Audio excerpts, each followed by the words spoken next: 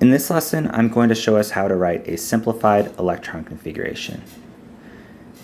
And if we recall from our last lesson, an electron configuration is really a way to name an atom or ion based on how many electrons it has.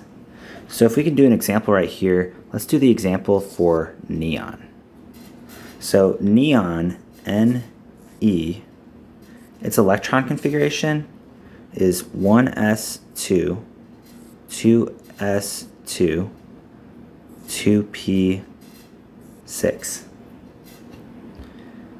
And that one's not too long, but if we noticed when we were doing electron configurations for things all the way down here, they got really long.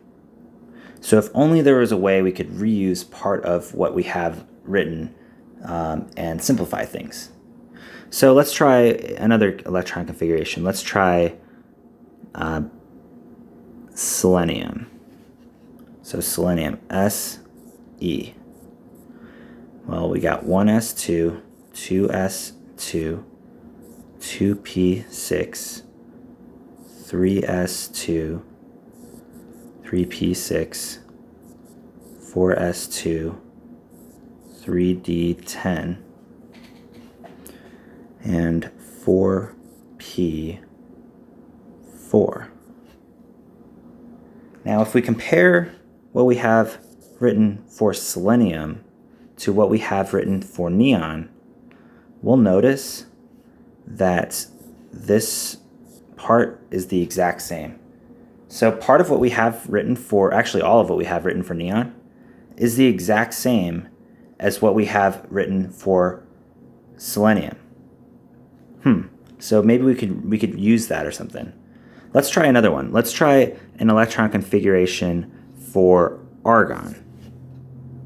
So argon, Ar, we have 1s2, 2s2, 2p6, 3s2, 3p6. So argon actually has even more part of selenium. So if we notice between the three of them, this part is all the same between all three of those. And with selenium, actually all of argon is the same, and then this is the only part that's different right here. So maybe we could use part of what's on these other ones to shorten selenium's electron configuration. So the way that we can write a shortened electron configuration, or a shortcut, or a simplified electron configuration, whatever you want to call it, what we're going to do is we're going to take the previous noble gas. So in this case, for selenium, the previous noble gas, well, a noble gas, let's first define what that is. We'll talk more about those later. But a noble gas are all of these elements on the far right column of the periodic table are noble gases. They're the least reactive elements on the entire periodic table, and we will learn more about them later. But these are noble gases. So what we're going to do here is we're going to look at the previous noble gas. So for selenium, the previous one is going to be right here. It's going to be argon.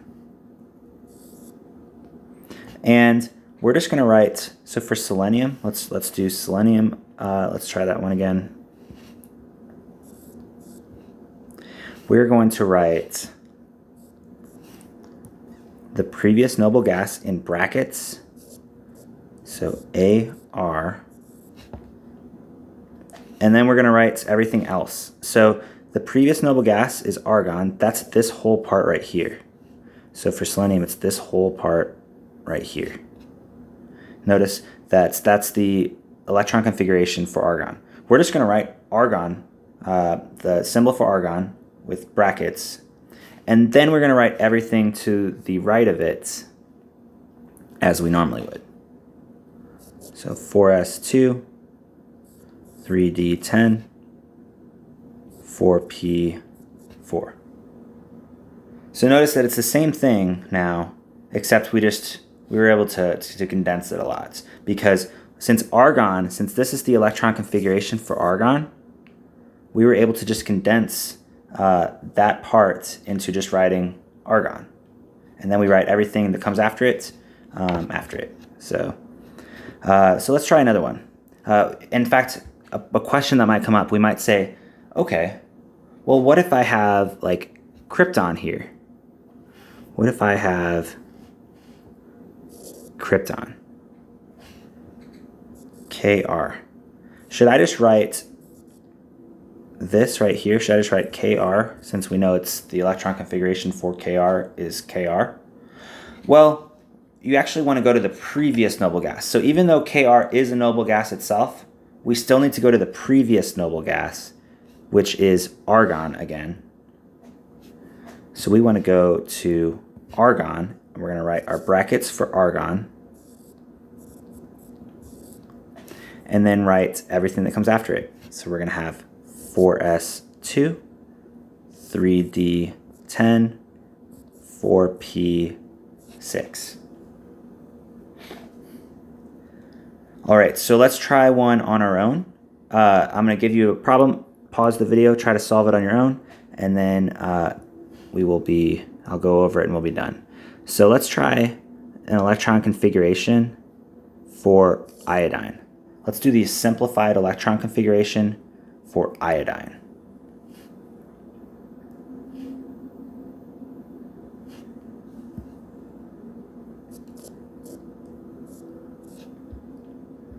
All right, so what we're going to do is we're going to look at the previous noble gas, and in this case, the previous noble gas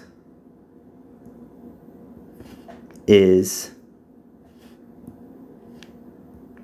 krypton. So again, we are working on iodine. Our previous noble gas is krypton, so we're going to write krypton in brackets. And then we're going to write everything that comes after it. So krypton, and then after that, we're going to be on the 5th energy level, s orbital, and that's where we're going to start. So we're going to write 5s2, fill those in. Then we will be at 4d10.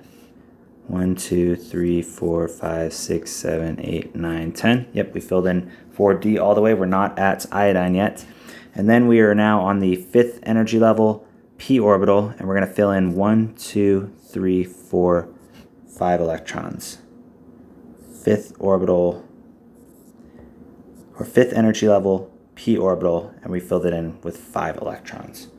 So that is the simplified electron configuration for iodine. If we want the long strung out one, all we're going to do is write the full electron configuration for krypton instead of writing krypton in brackets there. But this is going to be the faster way to do it and more simplified way of reading it. So it looks a little bit more neat. So hopefully that was helpful. Feel free to use this going forward.